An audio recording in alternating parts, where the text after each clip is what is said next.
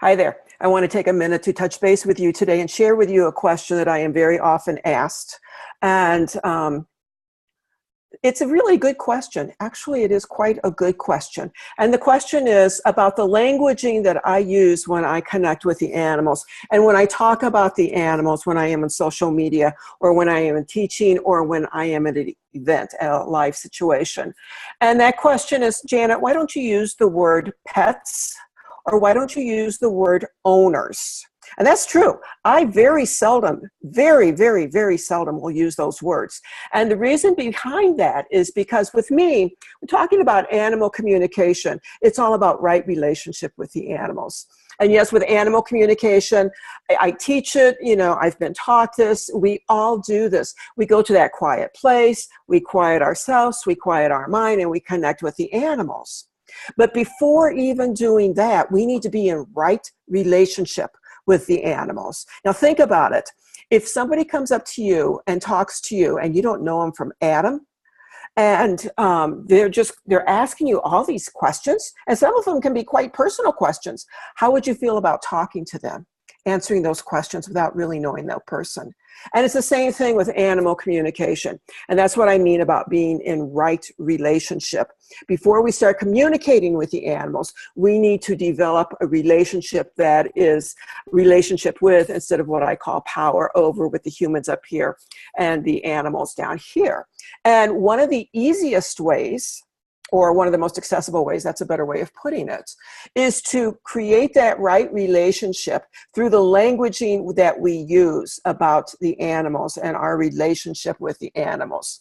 So for instance, the word pets, that implies that they are captive, that the animals have no will of their own, that they are owned by us, that they are at our disposal. And sometimes that is literally, and often figuratively too, but a lot of times it's literally. If we're not in right relationship with that animal, we can just dispose of them. They can still be living in the house with us and we don't pay attention to them. So the word pet to me is one that it does not build equal relationship. It does not even start to begin equal relationship. When using the word pet, it comes from the human being power over the animal instead of in relationship with. And the same thing goes with the word owner. Owner is you own something, you own property, okay? Owning property means that that property, whatever it is, doesn't have a say in things. If we own the pets, that means that the animals don't have a say in what's going on. This can be conscious or unconscious. Oftentimes, particularly with the people that I work with, it's unconscious because I'm basically preaching to the choir when I'm talking to people about animal communication and right relationship. I'm talking to people who want that, okay? But even for those of us that want it, it's sometimes easy for us to fall in that languaging trap of using pets and owners.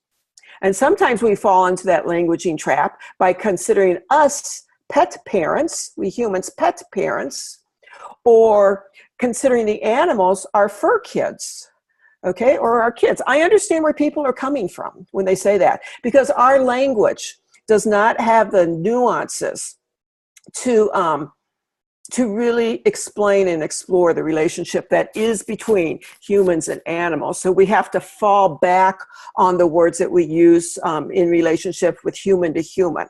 So I understand where people are coming from when they will say, it's my fur kid, or I'm the pet parent. But I think that in building right relationship with the animals, that we are called on, particularly at this time, in this day and time, we are called upon to move past that old languaging, and to start a new way of languaging what our relationship is with the animals. Now, next question is, how do you do that? And if it was as easy as it sounded, everybody would be, boom, doing it right now. And boom, everything would be hunky-dory.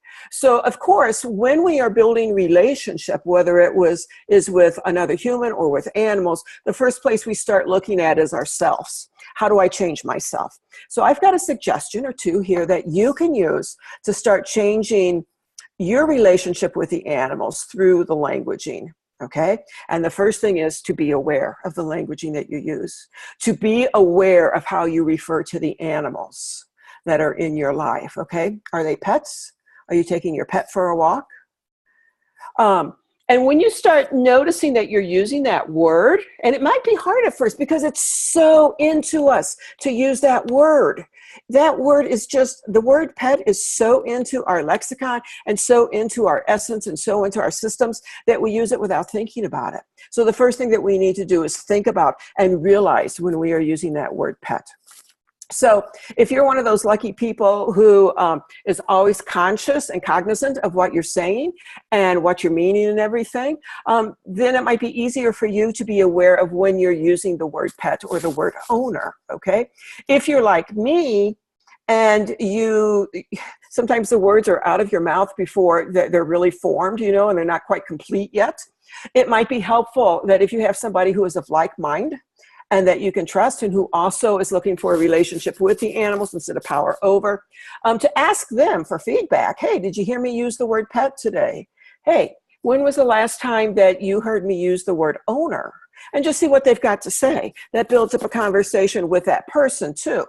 The other thing to be aware of, or that really helps me, I should say, is that I will journal it down.